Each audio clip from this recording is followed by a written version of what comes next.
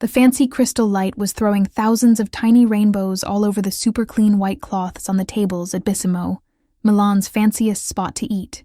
I nervously fixed my black party dress, the only fancy brand one I had, bought used for times I hardly ever had. The feeling of people staring chased me as I walked between tables, feeling totally not fitting in with Milan's rich crowd. "Your table, Miss Ellis." The waiter pulled out my chair with smooth style. "Thank you," I whispered, my voice smaller than I wanted. 26 years old and still making myself small in new places. I looked at my phone again. Daniel was 15 minutes late, my belly tight with worry. This dinner would use up half my month's pay as a junior art keeper at the little gallery downtown. A fun big spend to celebrate our 1-year date mark and the end of Daniel's test time at his money company. The waiter came up with polite care. "Would Miss like to order drinks while waiting?" "Just water for now, please." I couldn't pay for wine by myself. As I waited, I watched the other people eating, rich pairs talking in quiet voices. Business talks ending with handshakes worth millions. Families with old money keeping up old ways. I didn't fit here, but Daniel wanted it. "Connections are big, Sophie." He'd said people gotta see us in spots like this. My eyes went to a hidden corner table where 3 guys sat in perfect suits. 2 looked out, checking the room with smart carefulness. But it was the 3rd guy who got my attention. His back to the room, but owning the spot with how he sat. Dark hair cut just right. Wide shoulders under a perfect suit jacket. One of his buddies whispered something, and the guy turned a bit. His side face was amazing. Strong jaw, straight nose, lips tight in thought. I couldn't stop looking, caught by the pull he seemed to have. Then, as if feeling my stare, he started to turn. I fast looked away, heart beating fast for no reason. The waiter's come back broke it, putting my water down with extra show. "Miss, may I tell about the special?" "She'll wait for me to order." Daniel's voice came in as he sat across from me 30 minutes late and no sorry. "Daniel."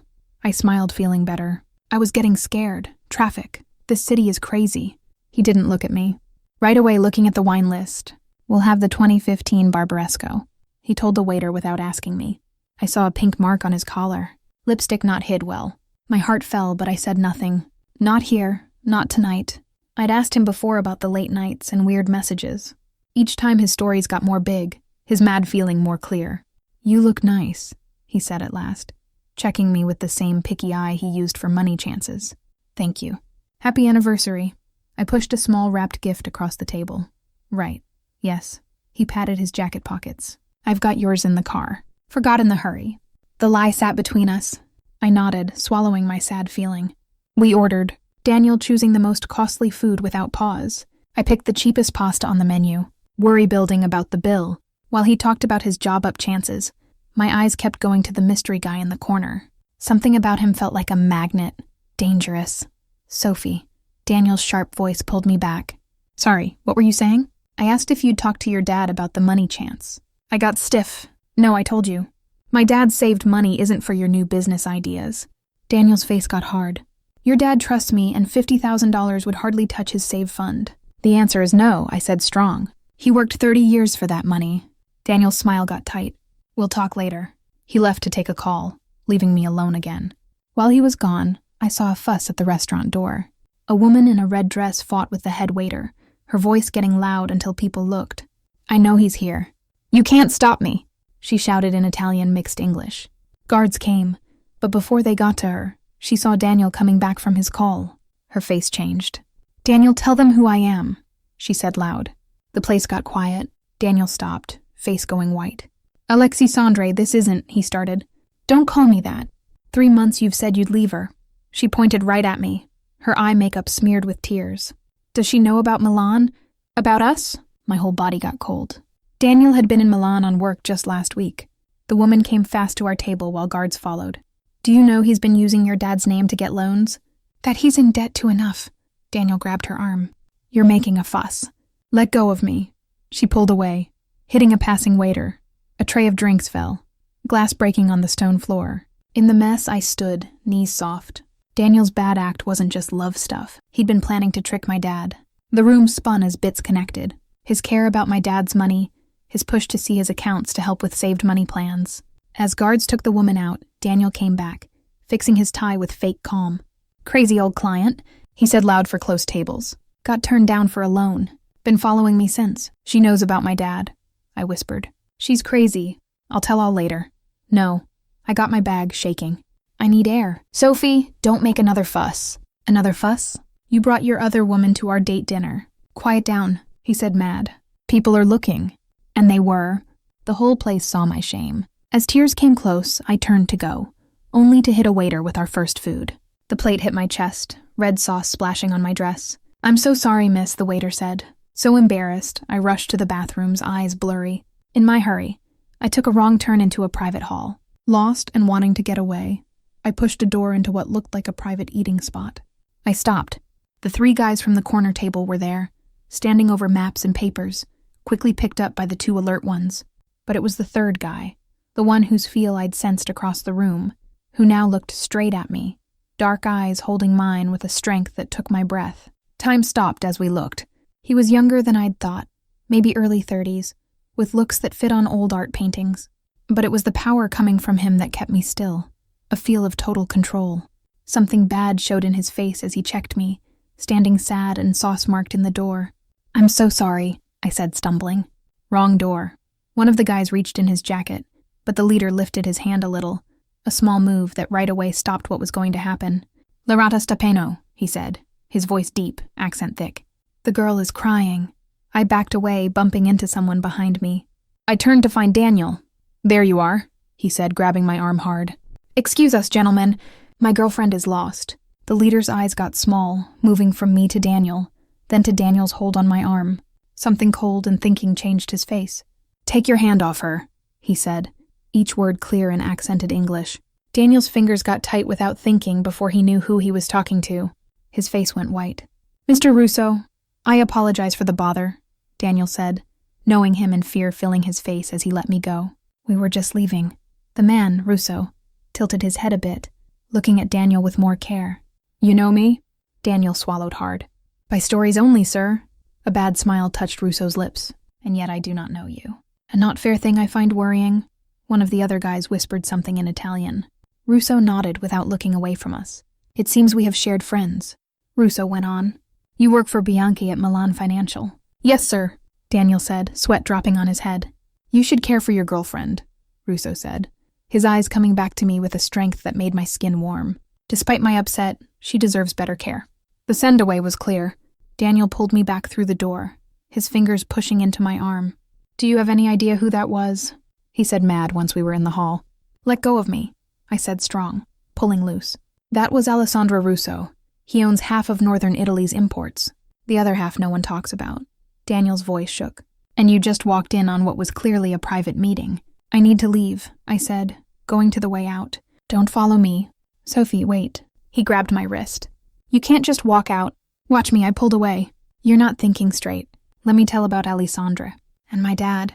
Will you tell how you plan to steal his saved money too? A quick mad look crossed Daniel's face, his nice mask falling. You ungrateful. He stopped sudden, looking over my shoulder. I turned to find one of Russo's guys standing there, face no feeling.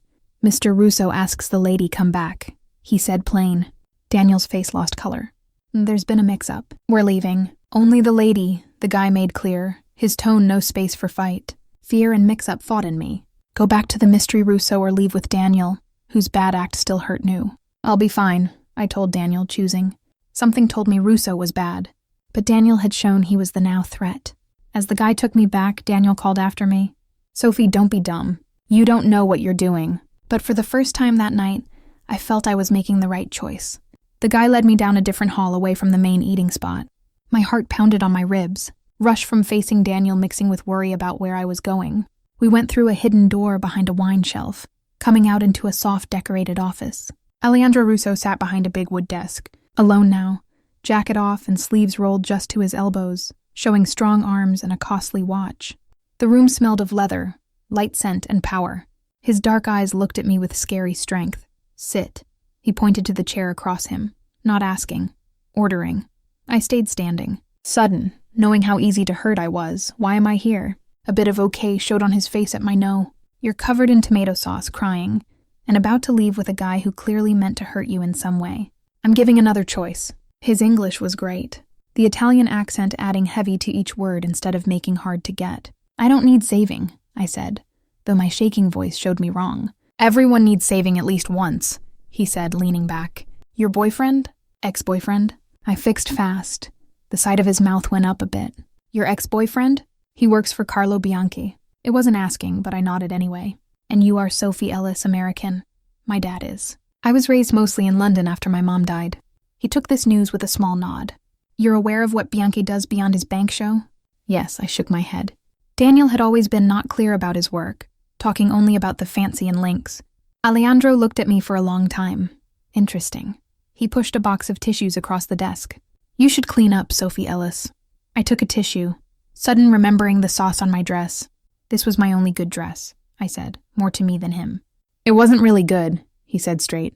Too plain for this spot. I should have felt mad, but tired was taking over rush. I sat in the chair. Why did you call me back here? He reached for a crystal bottle, pouring brown liquid into 2 glasses. Your boyfriend has been stealing from Carlo Bianchi. Not a smart pick of who to steal from. My blood got cold, what? More important, he's been using your dad's name to get the loans. He pushed a glass to me. Drink. You look like you might pass out. I didn't take the glass. How do you know this? I know all that happens in Milan.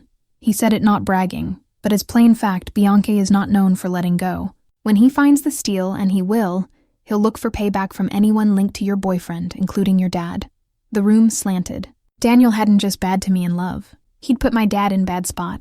I need to warn him. I reached for my phone. That won't help, Alessandro said calm. The hurt is done. Bianchi's guys are full. Then what am I supposed to do? Scared showed in my voice. Alejandro took a slow sip from his glass. I could make the problem go away. Why would you do that? You don't know me. His eyes held mine. Something owning showed in them deep. Let's say I don't like seeing good people pay for others wrong. And what would you want back? Nothing free from guys like him. I knew that by feel. The bit of a smile touched his lips. Smart girl. He leaned forward, arms on the desk. I want news. I don't know anything. Not yet. But you will go back to your job, your life, as if nothing changed. You will sometimes share what you learn about Bianchi's work through your ex-boyfriend's links. Simple. I laughed, no fun. You want me to spy for you? I'm an art keeper at a small gallery. I know nothing about whatever world this is. Just why you're perfect. No one would think. He looked at me hard. Unless you'd like. I let things happen normal with your dad taking the bad end. The bad word was soft-covered but clear. I swallowed hard, getting time by at last taking the glass.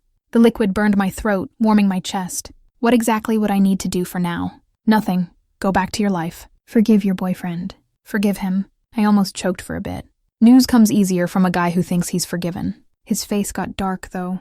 If I see another mark on your arm from his hold, our deal changes. The owning way he said it sent a not-wanted shake down my back. This guy was bad in ways Daniel could never be. More in control. More thinking. And my dad will be safe. You have my word. Which, unlike your boyfriend's, means something. I felt this was true. Alessandro Russo might be bad, but he didn't seem not honest. Why are you really helping me? I asked. His eyes went over my face, staying on my lips before going back to my eyes. Perhaps I see something worth keeping. The strength of his look made warm come to my cheeks. I looked away first, scared by my body's answer to him. I should go, I said, standing fast. My driver will take you home. That's not needed. It wasn't a pick. He pushed a button on his desk and the door opened right away. Enzo will make sure you get safe. Well, be in touch, Sophie Ellis. The way he said my name like he was owning it made my breath stop. Outside, a smooth black Mercedes waited. The driver, Enzo, held the door no talk as I got in the soft leather seat. I gave my address without thinking.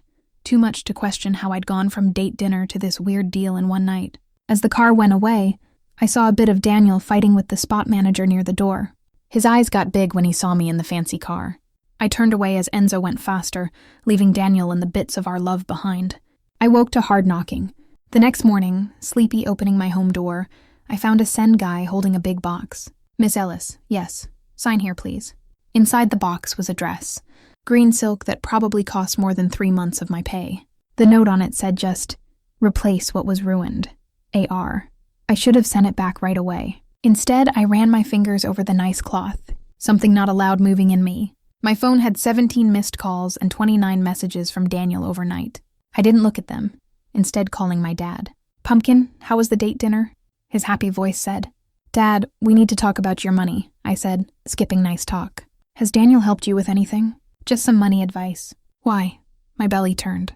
Has he asked you to sign anything or for way into your accounts? Well, he said setting up a trust. Said it would keep my stuff safe. We have a meet next week to sign the papers. His voice got worried. Sophie, what's going on? Cancel it. Don't sign anything. I took air, choosing how much to tell. Daniel and I broke up. I've learned he's been not honest about money stuff. Are you okay, sweetheart? I'm fine, Dad. Just promise you won't talk to him if he calls you. After making my dad feel better and getting his promise, I sat looking at the green dress. Alejandro Russo was now mixed in my life. If I wanted or not, the smart pick would be to run, pack my things, and go away before I was pulled deeper into whatever bad game was between him and Bianca. But where would I go? How would I keep my dad safe? And why did part of me, a part I didn't know, feel excited at the thought of seeing Alejandro again? The doorbell stopped my wild thoughts. I opened it to find two big guys in suits. Miss Ellis, Mr. Bianchi wants to talk with you. Cold filled my blood. How did they find me so fast? I am not dressed, I said, stumbling, trying to close the door. A foot stopped it. That's not a problem. You can dress while we wait. They came in my home, no ask, looking at the small space with hidden bad look. I went back to my bedroom, hands shaking as I put on jeans and a sweater. Through the thin walls, I heard one telling my spot over the phone. I needed help. Alejandro had promised safe, but I had no way to call him. As I came out from the bedroom, phone held in my hand, the guys stood. We're late, Miss Ellis. Where are we going? I asked, trying to keep my voice steady. Mr. Bianchi has questions about your boyfriend's doings. The meaning was clear. I was being taken to face a guy Alessandro had called not forgiving. As we got to their car, a black Mercedes stopped fast next to us. The window went down to show Enzo, Alejandro's driver. Miss Ellis, he called. Mr. Russo is waiting. The two guys got stiff. She has a meet with Mr. Bianchi. Mr. Russo insists, Enzo said, his tone clear, not asking. A tight standoff came, broken when another car came. The tight feeling among the guys changed clear as a third group came in.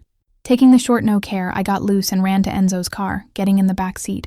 He went fast right away, leaving Bianchi's guys yelling behind us. Are you hurt? Enzo asked, eyes meeting mine in the back mirror. No, I said, heart beating fast. How did you know? Mr. Russo has been watching your home since last night. He gave back a phone. He wants to talk with you. I took it with shaking fingers. Hello. I told you to go on normal. Alejandro's voice was in control, but had a mad edge. That did not include having Bianchi's guys over. I didn't ask them. They just came. A bit of quiet. Where is your dad? At home in London. I warned him about Daniel. Not enough. Enzo will take you to get personal things, then to the airport. You'll bring your dad to Milan where I can keep him safe. I can't just you can and will, he cut in. Unless you like Bianchi's nice for both of you. I closed my eyes, feeling the walls of my normal life falling around me. Fine. Good. One more thing, Sophie. His voice got low. The green fits you. Wear it when you get here. The line ended before I could ask how he knew I'd tried on the dress. The meaning that I was being watched sent mixed waves of scare and something darker, more exciting through me. Back at my home, I packed fast, putting the green dress in my bag last. As Enzo drove me to the airport, I looked at the city going by, wondering if I would ever go back to the life I'd known. Your dad will be kept safe, Enzo said, not expected as we got to the end spot. Mr. Russo keeps his deals. Why is he doing this? The truth. Enzo's eyes met mine in the mirror. In 20 years, I've never seen him look at anyone the way he looked at you last night. That's not possible. He doesn't know me. Mr. Russo trusts his feels, Enzo said simple. They've kept him alive. He gave me a cover with a first-class ticket to London and a black money card. For costs, the back tickets will be set once you've got your dad. As I got out the car, a last cold thought came to me. Enzo, what happens to Daniel? The driver's face stayed no feel. That's not your worry anymore. I got on the plane with the bad, sure that I had just changed one trap for another, but a fancy one, and worse. Some bad part of me was already waiting to see Alessandro again, pulled to his bad pull like a bug to bad fire. The flight to London went in a mix of worry and mixed feelings. I'd called my dad from the airport, making up a story about a sudden chance to bring him to Milan, to see a private art set at my gallery. He'd sounded happy, totally not knowing that his daughter had got mixed with what I was more sure was the Italian Mafia. My kid home in Hampstead looked just as it always had, small but kept good, with my mom's roses still growing in the front garden 17 years after her death. Dad had never changed a thing.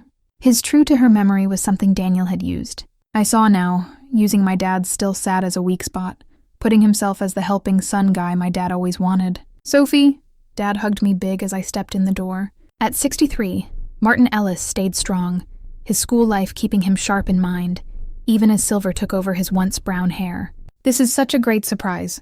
I've already packed. Maybe too much. Bad feel turned in my belly. Dad, there's something I need to tell you. We sat at the kitchen table where he'd helped me through teen sad love, helped with schoolwork, and later sad about my broken promise 2 years before Daniel. I'd always been honest with him until now. You're scaring me, Pumpkin, he said, his smile going as he looked at my face. I took deep air. Daniel was planning to steal your saved money. His eyes went up. What? He's been using your name to get loans from his boss. Bad people are looking for payback. I couldn't make myself tell just who these people were. We need to leave London until it's fixed. To his good, my dad asked the key questions. How I knew who was in. What just was at risk. But he didn't doubt me for a bit. When I finished my much-changed tell, he nodded once. I always thought there was something wrong about him. Too smooth. He reached for my hand. But why Milan? Shouldn't we go somewhere they wouldn't look? I have a friend who can help. The word friend felt totally not enough for what Alejandro Russo was becoming in my life. He's promise safe. Dad looked at me careful. This friend, do you trust him? Did I? Alessandro was bad, controlling, and clearly in bad doings. Yet something in me knew he would keep his word. Yes, I answered at last. I trust him to do just what he promises. Dad nodded. Years of Dad let him read between words. Then I'll pack less. Sounds like we might stay a bit. The back flight to Milan had the weird feel of going first class, something neither of us had ever done. My dad went between fun about the surprise trip and worry about the reasons making us. As we left check at Malpensa Airport, I saw Enzo right away holding a small sign saying just, Ellis. My dad lifted an eye at the big driver and the shiny Mercedes waiting by side. Your friend must be real good, he said low. Remember what I said, Dad? I whispered as we went. Don't ask too many questions. And follow my lead. Enzo said hi with formal nice, taking our bags and opening the car door. Mr. Russo is waiting you at the big home. Big home? My dad mouthed quiet to me as we sat in the leather seats. I shook my head a bit, warning him to stay quiet. We drove north out of Milan, the city view slow changing to green areas of Lombardy. After an hour, we turned to a private road going through perfect grounds. Safe checks came more, each with guards who nodded nice to Enzo as gates opened by themselves for us. Finally, the big house came in view, a pretty 19th century big place set against far mountains. My breath stopped as Enzo drove through a last set of iron gates to a round drive with a fancy fountain in middle. Good Lord, my dad whispered. Your friend is king. Something like that, I said low, sudden very aware. I was still in my trip clothes, jeans, and a wrinkled top. While Alejandro's last words had been to wear the green dress, we got out the car into the warm Italian afternoon. The big house's huge doors opened before we got to them, showing a nice woman in her 50s, fancy in a fit black dress, her silver mixed dark hair pulled into a tight bun. Miss Ellis, Mr. Ellis, she said in accented English. I am Mrs. Rosie Mr. Russo's housekeeper. Please follow me. She led us through a start hall with museum good old paintings and stone figures into a sun-full room looking over garden steps. You will stay in the east part, she told us. Your bags will be taken to your rooms. Mr. Russo asks you join him for dinner at 8. Her eyes stayed on my everyday clothes. I've put out right night clothes. That's very nice. But I brought something, I said, thinking of the green dress. A knowing smile touched her lips. Of course, the green Valentino. I've had it smooth. She turned to my dad. Mr. Ellis, I've picked some choices for you too. My dad, too much but keeping calm, thanked her nice. When she left, he turned to me with big eyes. Sophie, who just is this friend?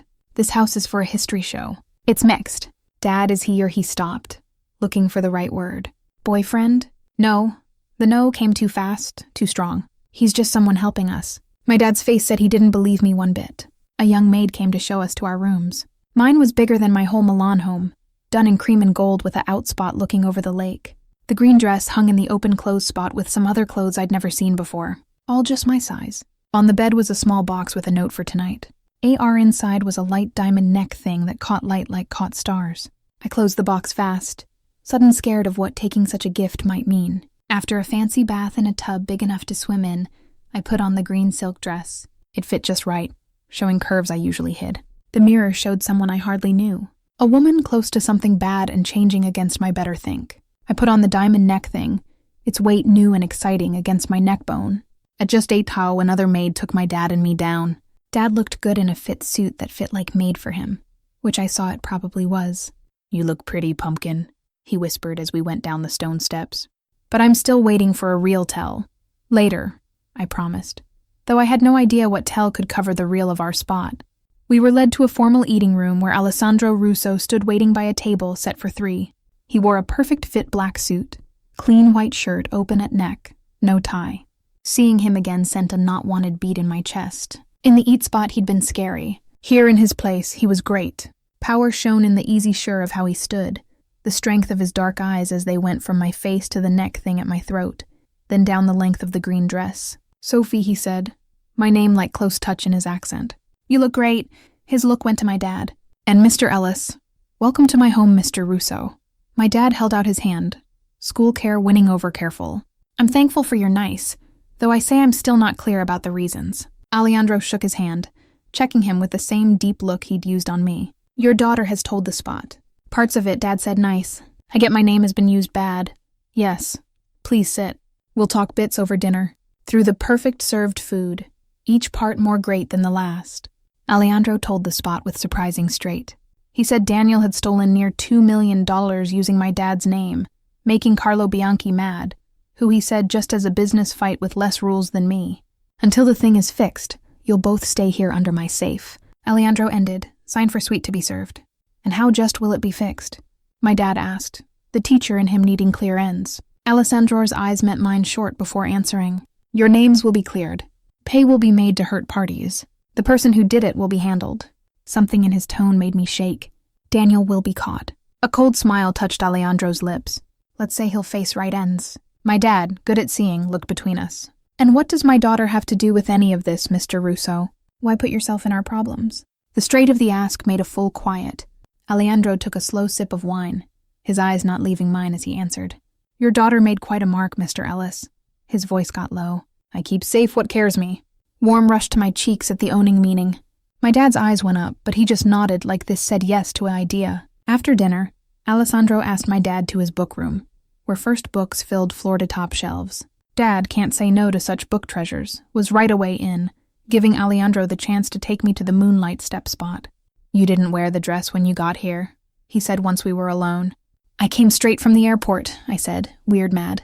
"You said wear it when I arrive. I'm wearing it now." His lips curved a bit. So word for word, his fingers came up to touch the diamonds at my throat. "These fit you. I can't take jewels like this." "You already did." His fingers followed the line where the neck thing met my skin, sending shock down my back. "You wear my gifts good, Sophie." I stepped back, needing space from his pull.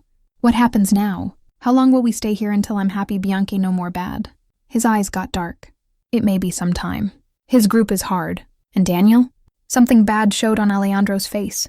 "You still care for him after his bad?" "I don't," I said, "true. But I don't want his death on my mind either." Alessandro looked at me for a long time. "Your kind is not common in my world."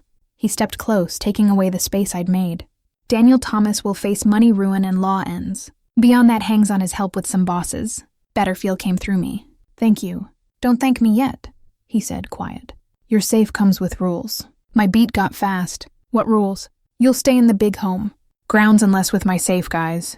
You'll go to social things as my friend when needed," and his eyes got hard. "You'll never again look at another guy the way you looked at Daniel." The owning tone sent mixed waves of mad and wake through me. "I'm not your thing." "No." His hand came up to hold my cheek, thumb on my lower lip. "Then why are you wearing my diamonds? My dress? Sleeping under my roof? Because you've left me no pick." "There are always picks, Sophie." His face came down until his lips close to mine. "You could have run, gone to the cops, gone away with your dad to some far spot." His breath warmed my lips. "Instead, you flew back to me, wearing my gifts, letting me own you in all but the last way." My breath stopped as his meaning hit. Before I could answer, he closed the tiny space, taking my lips in a kiss that started soft, but fast went to something taking. Without thinking, my hands held his shoulders, body bending into his as warm pulled low in my belly. He tasted of costly wine and not allowed promises. When his arms went around me, pulling me close against his hard body, I made sound without want into his mouth. The sound seemed to start something wild in him, his kiss going deeper, one hand in my hair while the other pushed against my lower back. The clear of a throat broke us. We turned to find my dad standing at the step door, face careful no side. "Sorry the break," he said with the nice tone he'd made good in years of school. "I was just going to bed and wanted to say goodnight." Alessandro stepped back, calm coming back fast, though his eyes still hot. "Of course, Mrs. Rosie will show you to your room." As if called by her name, The housekeeper came by my dad. After Dad kissed my cheek and whispered, "Be careful, pumpkin." They left, leaving Alejandro and me alone again in the moonlight. "This is crazy," I whispered, fingers touching my still-feeling lips. "Maybe." His face stayed strong, owning. "But it's a crazy I plan to check fully." He reached for my hand, bringing it to his lips. "Go to your dad, Sophie. We have time." The promise in those words went with me up, where my dad waited outside my room. "Sophie," he said quiet, "do you know what you're doing?" I leaned on my door, too much from the days past. "No," I answered, "true, but I don't think I can stop it." He looked at me with the same thinking face he'd had when checking hard old ideas. "Just remember who you are," he said at last. "Ellis women have never been easy won. Not by Romans, Normans, or Italians with big houses and dark eyes." Despite all, I laughed. "I'll remember." As I closed my bedroom door, I saw me in the mirror. Red cheeks, big lips, diamonds shining at my throat. I looked owned, marked as Alessandro, without one scene hurt. The woman in the show was a new one, woke to wants and chances I'd never said. I touched the neck thing, remembering his words. "You wear my gifts good." The scary truth was that I wanted to wear more than his gifts. I wanted to wear his touch, his owning, his safe-like cover against a world that had never seen me until he did. And that want scared me more than any bad from Bianchi or Daniel could do. Days at the big home got into a not-expected beat. My dad, always the school guy, spent hours in Alejandro's book room, sometimes coming out with excited ideas about hard-to-find old texts he'd found. His way to put away the bad that brought us here always surprised me. For me, I found myself in a fancy trap, nice but closing. The grounds were big, with cut gardens, a tennis spot, inside and outside pools, and even a small art spot with Alessandro's own set. Yet, the gun guys walking the edge served as always think of our bad spot. Alejandro himself stayed a puzzle. He left early most mornings for work in Milan and came back late, often eating dinner with us, where he talked with my dad about old times, art, and deep think. His no surprised me. He learned himself, but knew a lot. Special in Italian old art times and art, which was my special. During those dinners, his eyes always came back to me, owning and wanting, though he kept a formal space with my dad there. The tight between us grew with each day, made bigger by the memory of our moon kiss. On the 5th night, Alejandro came for dinner with news. "Bianchi's guys were stopped trying to get in your home in Milan," he told me as we ate on the step. "They were looking for news about your dad's money." My dad lowered his fork. "Were they handled?" A bit of a smile touched Alejandro's lips. "They got right push away." He turned to me. "Your gallery called. They're worried about you're not there." "I should call them," I said, seeing I'd hardly thought about my job. "I set in long not their time. Family bad time," I got stiff, without asking me. His eyes got small a bit. "Your safe needs quiet." "My safe doesn't need you running my life," I said back. Mad by his boss way, despite knowing the need, my dad cleared his throat.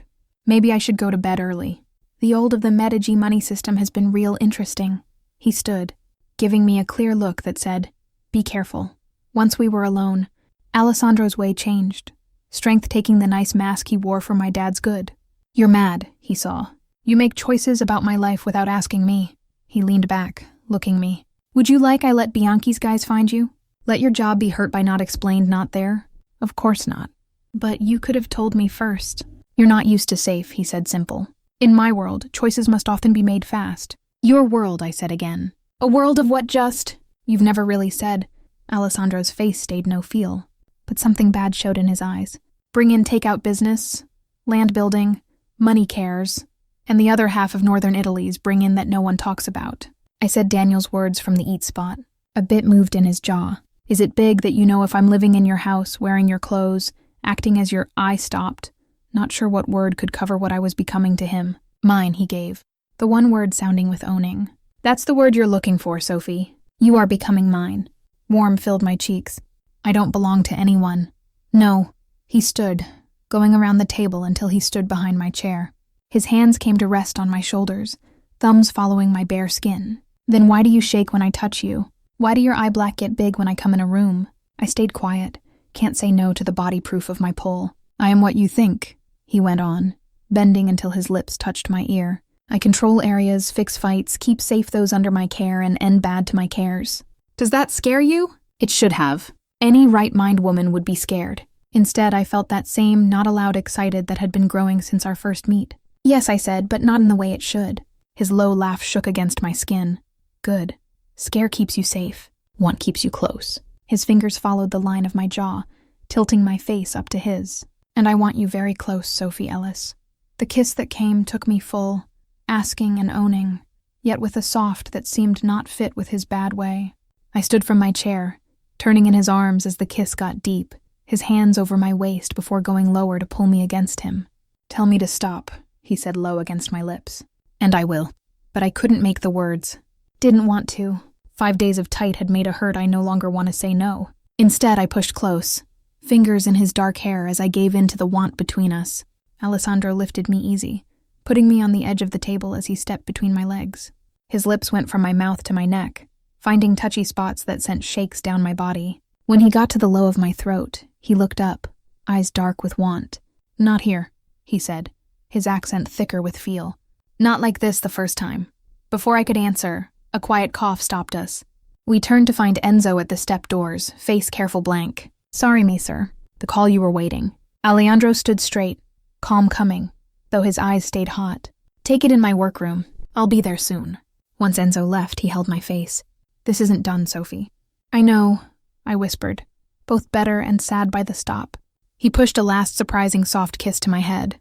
"Rest. Tomorrow will bring changes, and those mystery words came true." I woke the next morning to find a formal dress, dark blue with a low back put out with another jewel box with blue stone ear things. Mrs. Rosie told me that Alessandra asked my bee at a help gala in Milan that night. "Your first public show together?" she added with knowing eyes. Very big. The meaning wasn't lost on me. Alessandro was official, owning me as his friend, making a say to his world. I should have said no to being shown like a thing, but part of me, a part getting stronger each day, wanted the public say of whatever was growing between us. My dad, surprising, seemed not worried when I told him. "I had a great talk with Alejandro about his family old yesterday," he said, fixing his read glasses. "Did you know the Russos have run this area since before the join of Italy? Dad, aren't you worried about what he is?" He looked up from his book. "What he is, Pumpkin, is a guy keeping my daughter safe from ends I couldn't keep her from. His ways may be not usual, but his wants seem clear." He took off his glasses. "The question is, do you get what you're saying yes to by going to this gala?" "I'm not sure I do," I said. "In his world, public shows make sense. You'll be said as his no touch to others." He looked at me careful. "Is that what you want?" "I don't know," I answered true. "But I'm tired of being not seen." He nodded like this said yes to something. "Just remember, you can leave any trap no matter how fancy. Ellis women always find the key." That night, Alejandro came in the big front as I came down the steps in the blue gown. He wore a perfect fit fancy suit, his dark hair back showing the sharp parts of his face. For a bit, he just looked, something like holy going over his face. "Pretty," he said at last, taking my hand to help me down the last steps. "You'll shine more than all." "Is that the point?" I asked, quiet, making a say. His eyes shined with okay at my C. "Part Milan. People need to get certain lines that I belong to you." I asked, testing the edges of this deal. Instead of saying no, he lifted my hand to his lips. "That you are under my safe. That anyone who bad what is mine will face ends. And what about what I want?" His face softened a bit. "What do you want, Sophie?" The ask caught me not ready. What did I want? Safe? Yes, safe for my dad? Sure. But beyond that, the truth was simple and scary. I wanted him. The bad, the strength, the way he saw me when the rest of the world had always looked past me. "I want to get what I'm walking into," I answered at last. A bit of respect showed in his eyes. "Tonight you'll meet people from my world. Work friends, help, fight ones. Some will be want to know, others mad. Follow my lead. Stay close and remember looks matter." His thumb touched my wrist. "Can you do that?" I nodded, sudden knowing we were talking far more than one night's thing. This was the start of a new life, one where I would either fit to Alessandro's world or be taken by it. The gala was held in an old big place in middle Milan, the door with safe guys who nodded nice as Alejandro led me in, his hand owning at my lower back. Heads turned as we came in the big dance room, talk stopping short before going on with more strength. "They're all looking at us," I whispered. "At you," he fixed, happy clear in his tone. "They wonder who got my care so full." Through the night, a line of Milan's top came, guys kissing my hand with thinking check in their eyes, women hugging with air kisses and sharp look. I knew the act for what it was, a move of power and team with me as the not expected new one. Alejandro never left my side, saying me simple as Sophie Ellis, my friend, while his owning stand said far more. I played my part by feel, smiling nice while keeping the bit hold back his world seemed to ask of its women. During a short stop, Alejandro led me to the outspot for fresh air. As we got close, I stopped, knowing a known side face among a group of business guys. Daniel. He hadn't seen us yet, laughing too loud at something, a bubbly glass held in his hand. He looked thinner with dark rings under his eyes, but very alive and free, not facing the ends Alejandro had said. Alejandro's hand tight on my waist as he followed my look. "Ah, a not expected guest. You said he would face ends," I whispered. "He has money ruin, no list from real money work." Alejandro's voice stayed taut, though his eyes got hard. His "now free" is short. Before I could answer, Daniel turned and saw us. Color left his face, bubbly spilling over his hand as he stepped back without want. Then, surprising, he got himself and started to us. "He's coming over," I said, worry going up. "Why would he?" "Because he's dumb. Stay by me calm." Daniel got to us, fake sure hardly hiding his scare. "Sophie and Mr. Russo, quite a surprise seeing you together." "Is it?" Alejandro's tone had deadly nice. "I believe we set certain lines at our last meet." Daniel's smile shook, just saying hi to my girlfriend. "We had a mix-up, but I'm sure Sophie's ready to talk things now." He reached for my hand. Alejandro moved so fast I hardly saw. One bit standing by me, the next right between Daniel and me, their faces close. "Don't look at her again," Alessandro said, each word just and deadly quiet. "Don't speak her name. Don't even think about her! Do you get me?" Daniel got white more, but tried brave. "Sophie can make her own choices." "Yes, she can." Alessandro agreed with scary nice. "And she has chosen you are nothing to her." "Now, I say you leave this thing before I think again my short nice about your keep breathing." Something in his face must have got through Daniel's no at last. He stepped back, turning to me with want eyes. "Sophie, you can't be real. This guy is bad. Whatever he's told you, I know just who he is," I cut in, surprised by my own calm. "And I know just who you are, Daniel. A thief and a liar who would have given my dad to save himself." I moved to Alejandro's side, letting his arm go around my waist. "Don't come near me again." Daniel's face twisted with no belief as he at last knew the truth. I had picked Alessandro, bad and all, over the fake safe he had given. As safe guys came to take Daniel out, Alessandro bent to whisper in my ear. That was not expected and quite waking. Warm filled my cheeks. I meant what I said. "I know," he said, his hands playing owning on my back, "which is why we're leaving now." The drive back to the big home went in full quiet, tight growing with each bit. When we got there at last, Alejandro sent the driver and safe with a short nod before taking my hand and leading me not to the main house, but to a separate build in gardens. "My private spot," he told as we got to the nice modern build. More safe, more alone. Inside the space showed Alessandro himself, simple fancy, guy but nice with floor-to-top windows looking over the moon lake. He let my hand only to pour 2 glasses of strong drink, giving one to me. "For brave?" I asked, taking the glass. "For clear," he said back. "I want no mix-up between us about what happens next." I took a sip, letting the liquid warm my throat. "And what happens next?" Alejandro set his glass down, coming close until he stood right before me. "That hangs all on you, Sophie. If you stay tonight, you're picking my world with all its hard and bad." His fingers followed the line of my jaw. "If you walk back to the main house, we go on as we have and nothing changes." "Until when? Until Bianchi is no more a bad? Then what?" "Then you would be free to leave." Something easy to hurt showed in his eyes, though I would hope you might pick to stay. I set my glass by his. "What if I want both? You're safe and my free." A smile touched his lips. "Deal with me already." His face got serious. "I can give safe, fancy, want, but full free is not something anyone in my world has. There will always be stops, always bad guys. And if those stops become locks," his hands came to rest on my shoulders, thumbs touching the bare skin shown by my dress, "then you would find, Sophie Ellis, that I would rather let you go than see you trapped." He bent until his lips close touched mine. "But tonight I don't want to let you go." The true in those words, the easy hurt under the power, chose for me. I closed the left space, pushing my lips to his in quiet answer. Alejandro answered right, pulling me against him as the kiss got deep from ask to own.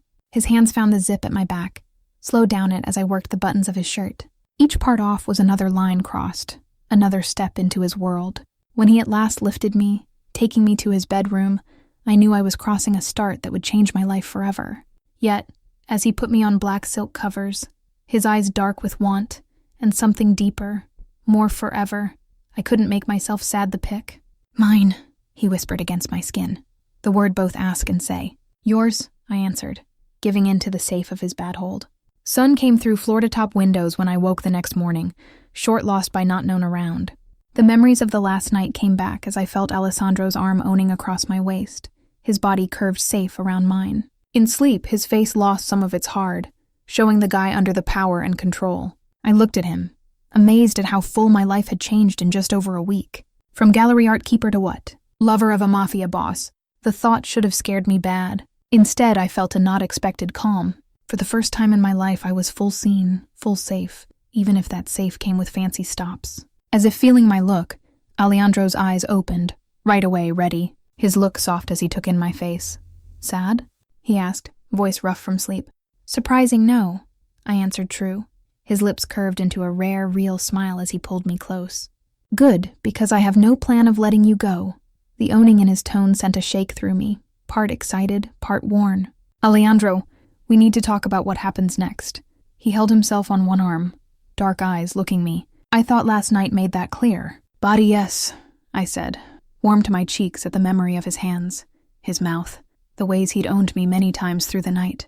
But real, my dad can't stay here forever. Neither can I. I have a job, a life, something hard in his face. Your life is in bad, Sophie. Bianchi knows you're linked to me now.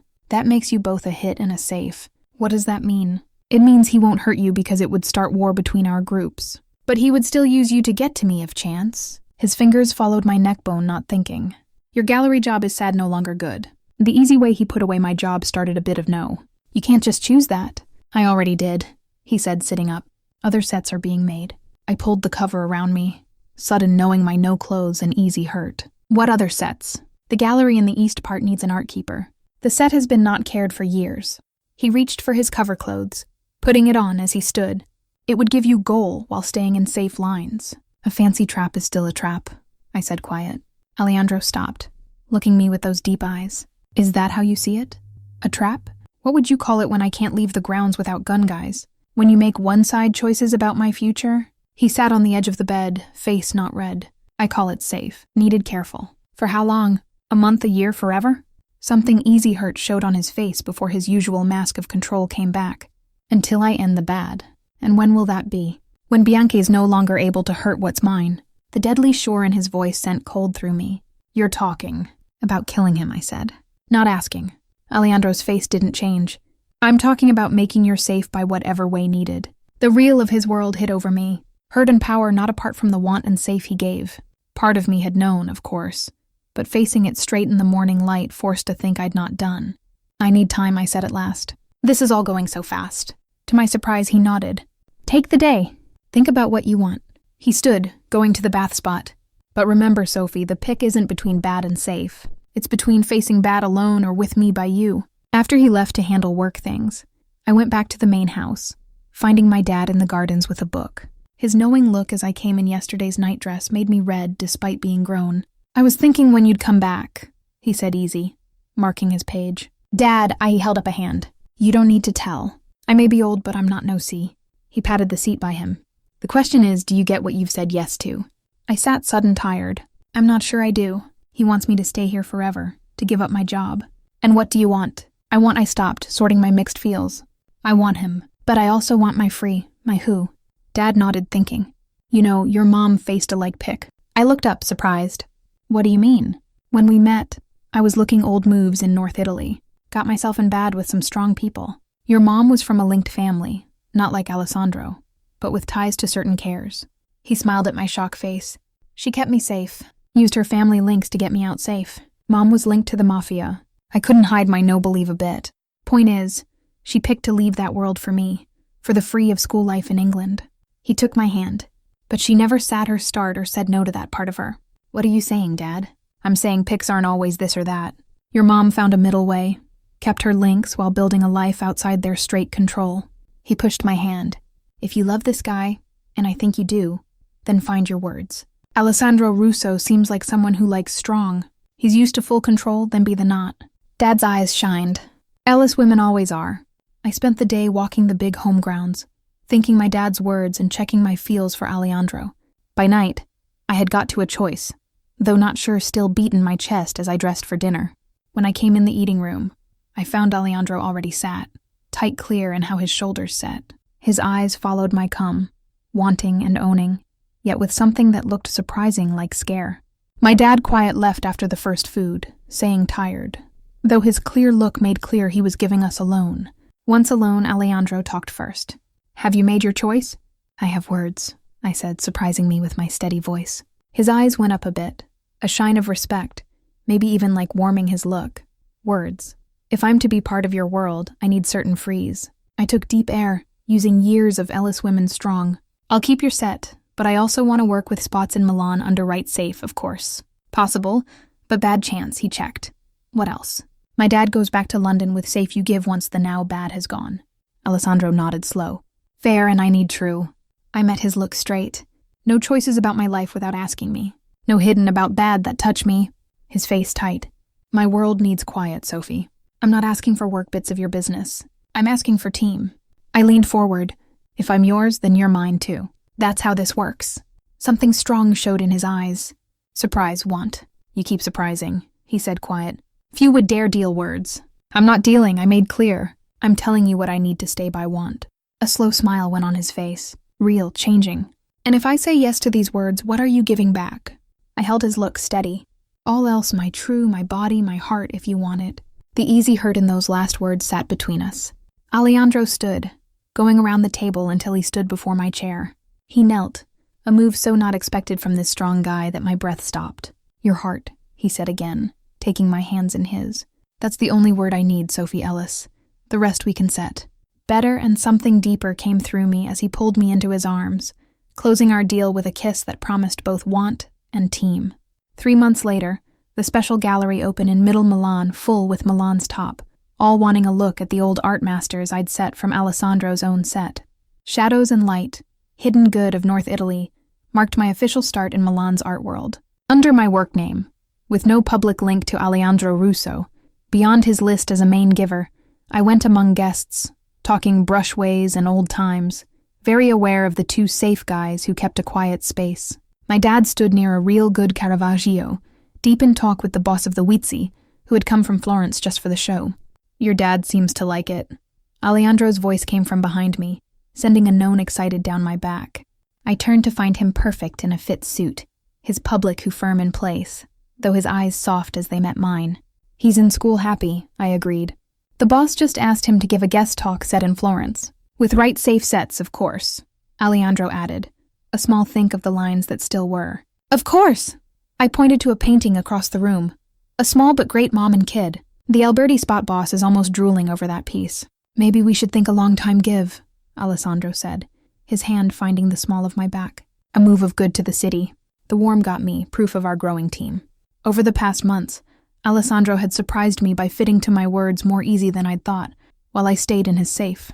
The trap had got bigger, letting me breathe while still keeping me safe. Carlo Bianchi had been found dead 6 weeks before, his body found in his lake house after what bosses ruled a heart stop. Neither Alessandro nor I talked about the good time, keeping the careful apart between parts of his work I liked not to know and our own life. Alessandro. A voice stopped my thoughts. We turned to find Daniel, shocking thin, but dressed in try at his old fancy. Alejandro's body tight by me, his face cooling to bad levels. You were not asked. Daniel lifted his hands calm. I only came to say good to Sophie on the show. Work nice. You have 3 seconds, Alejandro said plain. Please. Daniel's voice broke with want. I'm going to Rome tomorrow. New job, new start. Just wanted to say bye to Sophie. Before Alessandro could answer, I put a hold hand on his arm. 1 minute, I said to Daniel. In full sea of the gallery, Alejandro's jaw tight, but he tilted his head a bit, liking my choice, while his eyes promised ends if Daniel went over. I moved a few steps away, still in Alejandro's sea, but giving the look of alone. You look good, Daniel said, his eyes nervous, going to Alejandro. Happy? I am. I said yes. I heard about your dad's home in London being broken in, his voice low. That was Bianca's guy, wasn't it? Before he died, I kept my face no side. Old story now. Daniel swallowed hard. I'm sorry, Sophie, for all. I never meant to put you in bad, but you did. I said simple. Doings have ends, Daniel. I'm learning that. He looked at Alejandro, scare clear in how he stood. Is he good to you at least? The ask was so not fit, I almost laughed. Better than you ever were? I answered true. Bye, Daniel. I hope Rome works for you as he went away slow. Alejandro came at my side, his arms going owning around my waist. You're too letting go, he said low. Not letting go, and I fixed, leaning into him. He's nothing to me now. Happy shined in Alessandro's eyes as he bent to touch a quiet kiss on my head side. The show is a win. You've made mark on some very big people tonight. Including you, I played. You made mark on me the bit you walked into that private eat room covered in tomato sauce, he said, his voice lowering. But yes, special tonight. Seeing you in your spot. Sure. Running. It makes me want to take you home right now. Warm came on my skin. We can't leave yet. I have to give the N-words after then, he promised, eyes getting dark with plan. I have something for you at home. The something was a small, soft box given in his private spot after we went back to the big home. Inside sat a ring, a green stone around by diamonds. Nice yet big. Alejandro, I breathed, getting its big. We've done this back, he said, taking the ring from the box. First safe, then want, then team. He met my eyes, easy hurt seen under his usual control. Now I'm asking for forever. People will talk, I said soft. The Mafia Boss and the art keeper. Let them, he said, sure in his tone. I've never cared for others' things. I care only for what is mine. His face soft. For who is mine and I'm yours? I said yes, holding out my left hand. As I am yours, he answered, putting the ring on my finger. On your words, Sophie Ellis. Always on your words. As he closed the promise with a kiss, I saw the trap I'd scared had changed into something else full. Not walls to hold me, but lines to keep safe what we'd made together. I had gone into Alessandro's bad world and found not trap, but a spot where I was at last full seen. My dad was right. Ellis women always found a way to turn fancy traps into something of their own make. And in Alejandro Russo's arms, I had found not just safe or want, but a team of same, different in power maybe, but match in strong and will. Mine, Alessandro whispered against my lips. The word both owning and give in. Yours, I answered, knowing it was both true and pick. Always yours.